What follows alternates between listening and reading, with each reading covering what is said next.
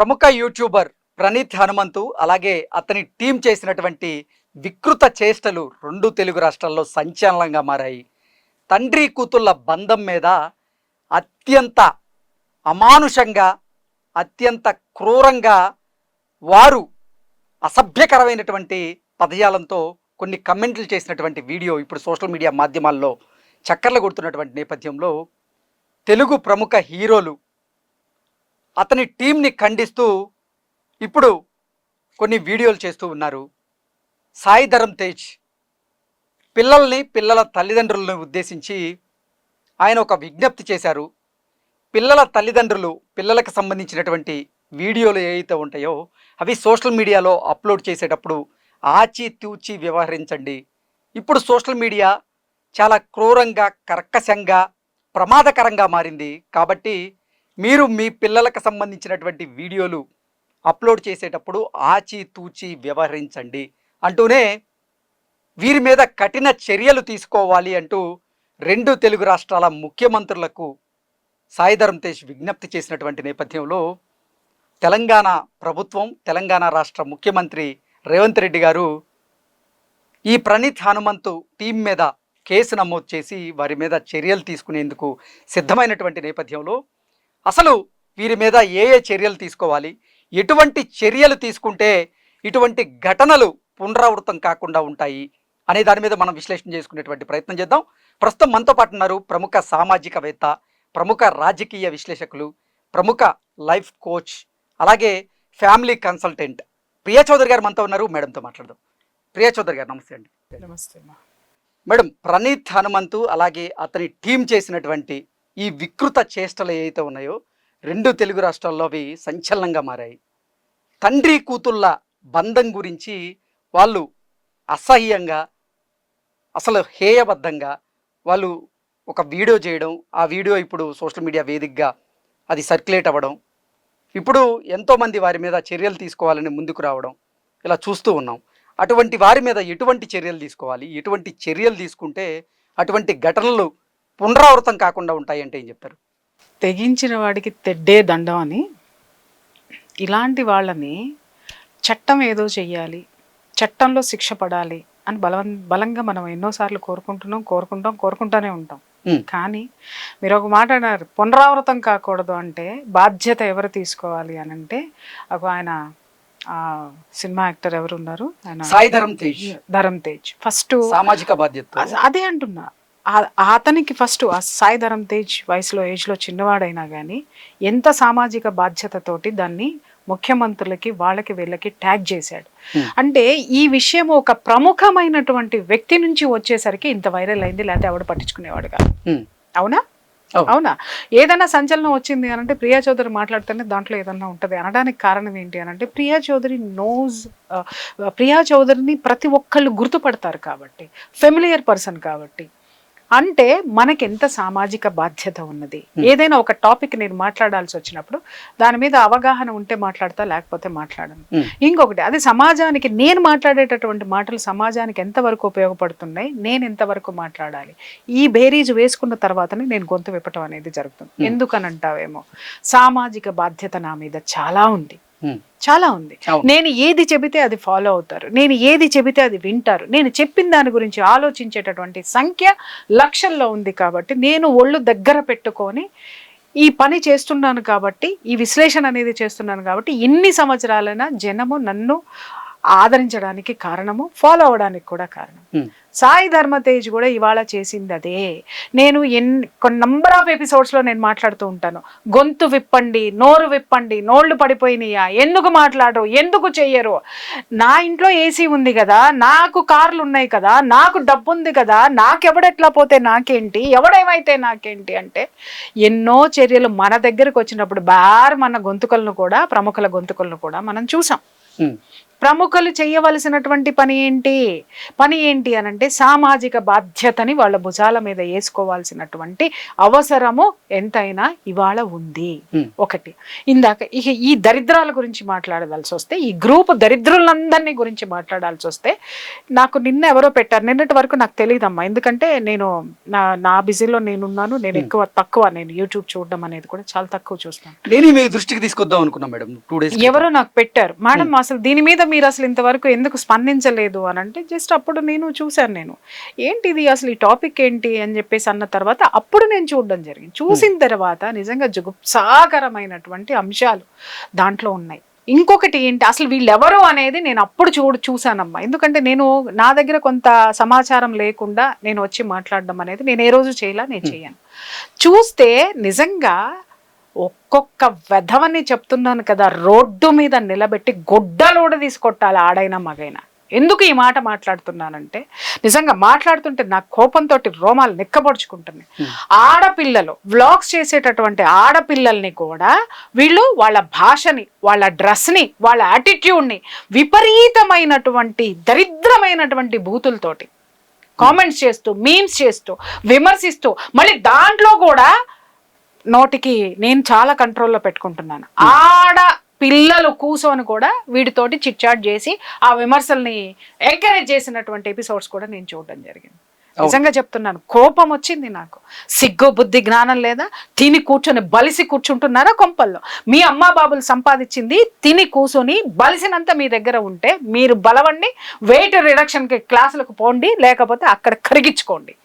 లేదనుకొని ఆ బలిసినతనాన్నంతా నోటి ద్వారా బయటికి చూపిస్తే ఏదో ఒక రోజు, నేను ఎప్పుడు కూడా ఒకే ఒక కామన్ పవర్ని నేను యూజ్ చేస్తా, యూనివర్స్ అనేది ఒకటి ఉంటది, దానికి ఇలాంటివి నచ్చో బాస్, చచ్చినా నచ్చో. ఎన్నో విషయాల్లో నేను గుర్తు చేశాను ఈ విషయాన్ని. నాకేంట్లే, నన్ను ఎవడు కొడతాడులే, మా అయ్య ఐఏఎస్, మా అయ్య ఐపీఎస్, మా అయ్య మినిస్టర్, మా అయ్య ఎమ్మెల్యే అంటే ఇవాళ ముఖ్యమంత్రులే లోపల కూర్చోవాల్సిన పరిస్థితుల్ని ప్రకృతి తీసుకొచ్చేటటువంటి క్షణాలని, ఆ సందర్భాలని మనం కోకొల్లలు చూసాం. ఇవాళ మా అయ్య ముఖ్యమంత్రి, లేకపోతే మా అయ్య ఇంకొకటి అనుకొని చేసిన వాళ్ళు కూడా ఇవాళ దిక్కు తోచనటువంటి సిచ్యుయేషన్లో ఒంటరిగా మిగిలిపోయినటువంటివి ఉన్నాయి. మీరెంత వ్యవస్థల్నే తిప్పి చేతిలో పెట్టి మాకు తిరుగులేదు అనుకున్న వాళ్ళనే ప్రకృతి ఎక్కడ కూర్చోపెట్టాలో ఆడ కూర్చోబెట్టింది, ఈడ కూర్చోంది. ఎందుకంటే వాళ్ళ దాష్టికాలు, దౌర్జన్యాలు, లేకపోతే వాళ్ళ యొక్క చర్యలను సహించలేక ఆ యూనివర్స్ ఏ శక్తి రూపంలో వస్తుందో మనం చెప్పలేము. ఇప్పుడు సాయి ధర్మతేజ రూపంలో వచ్చింది, ఆ తర్వాత ఇంకొక రూపంలో వస్తుంది, ఒక ప్రధానమంత్రి రూపంలో వస్తుంది, లేదంటే ఇంకా ఏదైనా ఇంకా ఏ ద్వారానైనా సరే ఆ శక్తి వాళ్ళలో నిక్షిప్తమై దాన్ని బయటికి తీసుకొచ్చి జనాల్లో చైతన్యం తీసుకొచ్చి, చట్టం మిమ్మల్ని శిక్షించకపోతే జనాల ద్వారానైనా శిక్షిస్తుంది. ఏ జనాలనైతే మీరు నోట్లో వేసుకొని రుబ్బి ఒడియాలు పెట్టారో ఇవాళ ఆ మిమ్మల్ని ఒడియాలు చేసుకొని నోట్లో వేసుకొని నవలేస్తున్నారు జనాలు. సరిపోలేదా మీకు? ఇంకొకటి, ఇవాళ ఒక్కొక్కళ్ళు మాట్లాడుతున్నారు, అయ్యో క్షమించండి, ఇలా అవుతుందని నేను అనుకోలేదు, నేను ఏం మాట్లాడలేదు, కానీ నేను నవ్వడం తప్పే, నన్ను క్షమించండి. ఎందుకు క్షమించాలిరా మిమ్మల్ని అందరినీ? ఎంతమంది ఆడపిల్లల్ని మీరు ఆ వెకిలి నవ్వులు, వెకిలి మాటలతోటి మీరు క్షోభ పెట్టారు? ఎంతమందిని మీరు ఆ వెకిలి చేష్టలతోటి క్షోభ పెట్టారు? మీ దాకా వస్తే గాని మీకు తెలియలేదా ఆ బాధ? మరి ఎంతమందికి సారీ చెప్పండి. ఎవరికి సారీ చెప్తున్నారు మీరు? మీరు చేసిన ప్రతి ఎపిసోడ్లో మీరు సహేతుకమైన విమర్శలు చేయండి, ఎవ్వరూ వద్దన్నారు. అది సమాజాన్ని భ్రష్టు పట్టిస్తుందనే విషయంలో మీ గొంతు చించండి, అరవండి, మీకు ఏ భాష వస్తే ఆ భాషలో మాట్లాడండి, అది యాక్సెప్ట్ చేస్తుంది. కానీ ఎవరెవరి పనిలో వాళ్ళు చేసుకుంటే పనిగట్టుకుని పోయి మరి ఇవాళ కూర్చున్నది మీరు చేసినటువంటి ఆ మీమ్స్ కానివ్వండి, విమర్శలు కానివ్వండి, వాళ్ళని ఎంత క్షోభ పెట్టుంటే. మిస్టర్, ఆయన పేరు తీయడం నాకు ఇష్టం లేదు, మా తల్లిదండ్రులు చాలా మంచి వాళ్ళు, నేనే మంచి కొడుకును కాలేకపోయాను అంటే, కొడుకును కాలేకపోయావని నీకు ఇప్పుడు గుర్తొచ్చిందా మిస్టర్? లేకపోతే జనం గుర్తు చేశారా నీకు? లేకపోతే ఆ మాట అంటే ఒక సానుభూతి వచ్చేస్తుందని ఒక భారీ డైలాగ్ వదిలేవా నువ్వు? ఎందుకంటే నీకు ఇప్పటికిప్పుడు ఈ రియలైజేషన్ నీకు రాలేదు బాస్. జనాలని సెంటిమెంట్తో ఎలా గొచ్చాలో దాన్ని ఏమంటారు, dark world fun. Dark world fun. ఇవాళ మీరు ఫన్ అయిపోయారుగా, వరల్డ్ అవలేదా? ఒక్కటి గుర్తుపెట్టుకోండి, అక్కడ కూర్చున్న యూత్ మొత్తానికి, ఇలాంటివి చేసే యూత్ మొత్తానికి నేను చెప్తున్నాను, నువ్వు విశ్వానికి ఏమిస్తావో అదే నీకు తిరిగి వస్తుంది. ఇప్పుడు ఆల్రెడీ వచ్చింది కదా, అదే వస్తుంది. ప్రతి ఒక్కళ్ళ జీవితంలో అదే జరిగింది. ఈ రోజు వరకు మనం కొన్ని సంచలనమైనటువంటి సంఘటనలు మనం తీసుకుంటే వాళ్ళ జీవితాల్లో ఎదుటి వాడికి ఏమి ఇచ్చారో తిరిగి వాళ్ళకి అదే మిగిలింది. ఇది గుర్తుపెట్టుకోండి. యువతలో చైతన్యం చచ్చిపోయింది. సామాజిక బాధ్యత లేనే లేదు. విపరీతమైనటువంటి డబ్బు డబ్బు డబ్బు డబ్బు ఉంటే చాలు, కార్లు ఉంటే చాలు, లేకపోతే ఇంకేదన్నా ఉంటే చాలు, మన నోటికి స్వేచ్ఛే ఉంది అని అనుకుంటున్నారు. పరిధులు దాటితే, హద్దులు దాటితే ఖచ్చితంగా ఎక్కడ పెట్టాలో వాడు వచ్చినోడు పెడతాడు, మిమ్మల్ని డెఫినెట్గా పెడతాడు. ఇంకొక విషయం ఏంటంటే, మా తల్లిదండ్రులు నన్ను గొప్పగా పెంచారు తప్పితే నేను మంచి కొడుకును కాలేకపోయాను, దయచేసి మా తల్లిదండ్రుల్ని ట్రోల్ చేయకండి అన్నా. ఒరే అబ్బాయా, నాకు అర్థం కాక అడుగుతాను, నువ్వు ఎంతమంది ఆడపిల్లల్ని ట్రోల్ చేసినావు, ఎంతమందిని అబ్బాయిల్ని ట్రోల్ చేసినావు, మరి వాళ్ళ తల్లిదండ్రులు బాధపడలేదా? ఆ ట్రోలింగ్లో నీలో లాక్స్ ఆఫ్ వ్యూస్లో ఉన్నారే, ఆ లక్షల మంది వాళ్ళ అమ్మ బాబుని తిట్టలేదా? మరి ఆ ఉసిరు ఎక్కడికి పోతుందిరా పన్మంతు? చెప్పండి, ఎక్కడికి పోతుంది ఆ ఉసిరు? ఎక్కడికి పోతుంది? అది తెలుసుకో బిడ్డ. నువ్వు కూతుర్ల బంధాన్ని అది మాట్లాడద్దు కృష్ణ. అది అసలు టాపిక్ తేకండి. తెస్తంటేనే నాకు నిజం చెప్తున్నాను, వాళ్ళు అక్కడ యూఎస్ లో ఉన్నారు కాబట్టి సరిపోయిందేమో. అదే ఇక్కడ ఉంటే జనాలు స్పందించి, మీరు యుఎస్ లో ఉన్నా గానీ నేను వదలను, ఎట్టి పరిస్థితుల్లో హనుమంతుని గుర్తుపెట్టుకో, కృష్ణ వదలను అని చెప్పి. మాటలు కాదు, మనందరం నిలబడి వీటిల్ని చేతల్లో చూపించాల్సినటువంటి అవసరం ఖచ్చితంగా ఉంది. ఎవరికి ఏ పవర్ ఉందో ఆ పవర్ ఈ రోజు వాడాల్సిన అవసరం ఉంది. ఇలాంటివి అరికట్టాలి. ఎందుకు అరికట్టాలి అని మాట్లాడుతున్నానంటే, ఇప్పుడు నిజంగా చెప్తున్నా, ఈ సోషల్ మీడియాలో ఏ అడ్డగాడిదలు, అడ్డమైన ప్రతి ఒక్కడు ఓపెన్ చేసేసి, ప్రతి ఒక్క చెత్త వెధవ, ప్రతి ఒక్క విశ్లేషకుడే, ప్రతి ఒక్క చెత్త మొహంది, ప్రతి ఒక్క విశ్లేషకురాలే. దానికి ఒక జ్ఞానం ఉండదు, వాడికి ఒక జ్ఞానం ఉండదు.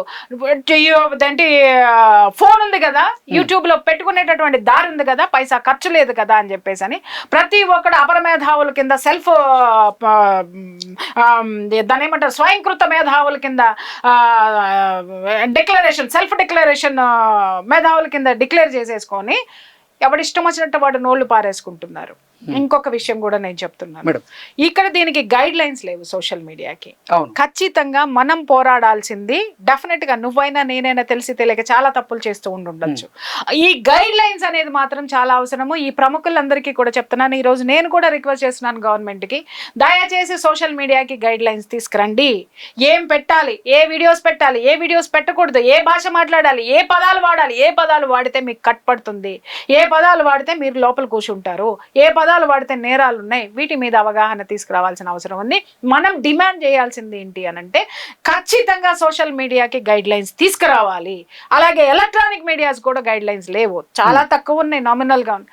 అది కఠినంగా తీసుకురావాల్సినటువంటి అవసరం అయితే ఉంది. ఎందుకంటే ఇవి లేకపోవడం వల్లే ఈ రోజు మనం చూస్తున్నాం, రాజకీయ నాయకులు, ప్రజాప్రతినిధులు, వీళ్ళు కూడా అవగాహన మర్చిపోయి, మనము ప్రజల చేత ఎన్నుకోబడేటటువంటి ఒక ప్రముఖులం అనేటటువంటి బాధ్యతాయుతమైనటువంటి మనుషులం అనేటటువంటిది కూడా మర్చిపోయి, వాళ్ళ భాష కానివ్వండి, వాళ్ళ యొక్క ఉపన్యాసాలు కానివ్వండి, ఇవాళ చూస్తుంటే వీళ్ళే ఇలా ఉంటే యువత ఇంకేం మారుతారయ్యా? ఎందుకు మన యువతను అనుకోవాలి? ఒక other side of the coin మనం మాట్లాడుకుంటే, యువతని ఎందుకు అనుకోవాలి? ఒక ప్రజాప్రతినిధివి, ప్రజల చేత ఎన్నుకోబడిన వాడివి, లేదా నువ్వు ప్రతిపక్షంలో కూర్చుంటే మళ్ళీ ప్రజలతో ఎన్నుకోబడాల్సినటువంటి వాడివి, నీ నోటి నుంచి ఏ భాష రావాలి? యువతని ఏ దశ వైపు నడిపించాలి, ఏ నిర్దేశం చేయాలి? ఆ అవగాహన నీకు లేదా? ఆ బాధ్యత నీకు లేదా? ఇది ప్రజాప్రతినిధులు కూడా సెల్ఫ్ కంట్రోల్ ఉండాలి. ఇప్పటి వరకు గైడ్ లైన్స్ లేవు.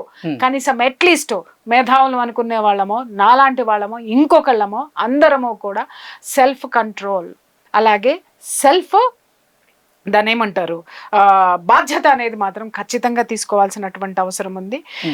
ఈ విషయాన్ని మనం కూడా జాగ్రత్త పడాల్సినటువంటి అవసరం ఉంది. మీడియా ఇప్పుడు ఎటువంటి ఈ టీం మీద ఎటువంటి చర్యలు తీసుకోవాల్సిన అవసరం ఉంది? నేను ఒకటే చెప్తున్నాను, వీళ్ళు ఎక్కడ మళ్ళీ దునియాలో మళ్ళీ మీడియాలో కనపడకూడదండి. నెంబర్ 1. రెండో విషయం ఏంటంటే వీళ్ళకి పడ్డ శిక్షలు ఏవైతే ఉన్నాయో దాన్ని మీడియా పదే పదే చూపించాల్సిన అవసరం ఎంతైనా ఉంది. తర్వాత వాళ్ళ ఫాదర్ మదర్ చాలా మంది మాట్లాడుతున్నారు తల్లిదండ్రులు ఏం చేస్తారండి అని. ఒక విధంగా నేను తల్లిదండ్రుల్ని సమర్థిస్తా, ఎందుకంటే చెట్టంతా ఎదుగొచ్చిన వెధవల్ని తల్లిదండ్రుల్ని కంట్రోల్ చేయలేరు. కానీ ఇంకొక విధంగా నేను చెప్తున్నా, అది సామాన్యులకైతే సాధ్యపడదు. కానీ మీరు ఒక బ్యూరోక్రాట్స్, మీరు ఒక ఉన్నతమైన స్థితిలో ఉన్నటువంటి తల్లిదండ్రులు, మీకెందుకు చేత కాదు అంటే మీరే తయారు చేశారా మీ బిడ్డనిలాగా? చెప్పండి.